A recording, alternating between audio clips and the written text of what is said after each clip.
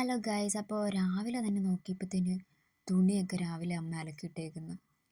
അപ്പോൾ വിചാരിച്ച് രാവിലെ എന്തെങ്കിലും പണിയൊക്കെ ചെയ്യാമെന്ന് വിചാരിച്ചു. അപ്പം രാവിലെ തന്നെ ദോശ ഉണ്ടാക്കണം, അമ്മയൊന്ന് ഹെൽപ്പ് ചെയ്യാമെന്ന് വിചാരിച്ചു. അങ്ങനെ ആദ്യം തന്നെ ദോശ ഉണ്ടാക്കും, ആട്ട വെച്ചിട്ട് തന്നെ ദോശ ഉണ്ടാക്കാൻ പോകുന്നത്. ആദ്യം തന്നെ ആട്ട പാത്രത്തിലിട്ട് നന്നായിട്ട് വേണ്ട ഉപ്പും ചേർത്ത് നന്നായിട്ട് ഇളക്കുക. നല്ല രീതിയിൽ ഒന്ന് ഇളക്കിയതിന് ശേഷം ആവശ്യത്തിന് വെള്ളവും ചേർത്ത് നല്ല രീതിയിൽ ഒന്ന് യോജിപ്പിച്ചെടുക്കണം. നല്ല രീതിയിൽ മിക്സാക്കണം, നല്ല ലൂസ് പോലെ ആവണം.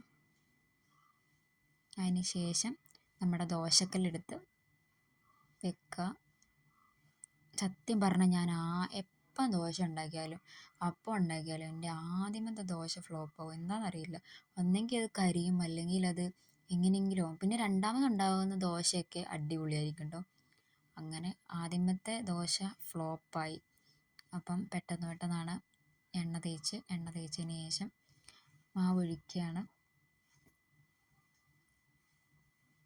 മാവ് ഒഴിച്ചതിന് ശേഷം നല്ല രീതിയിൽ വെന്ത പരുവമാകുമ്പോഴത്തേന് തിരിച്ചിടണം. അപ്പം ഞാൻ ഇപ്പം തിരിച്ചിടാൻ പോവാണ്. അപ്പം രാവിലത്തെ ഇതൊക്കെയാണ് എൻ്റെ ഓരോ പരിപാടീസ്. അപ്പം നിങ്ങൾ നോക്കണം കേട്ടോ, എൻ്റെ ദോശയുടെ പരുവം നിങ്ങൾ നോക്കണം ഗൈസ്. കണ്ടോ, ഇതാണ് എൻ്റെ എല്ലാ ദോശയുടെ അവസ്ഥ. ഒന്നെങ്കിൽ കരിയും, പിന്നെ രണ്ടാമതുണ്ടായ ദോശ നോക്ക്, വാവ്, ഇങ്ങനെ ഇരിക്കണം. അപ്പം അത്രയുള്ളൂ ഗൈസ്.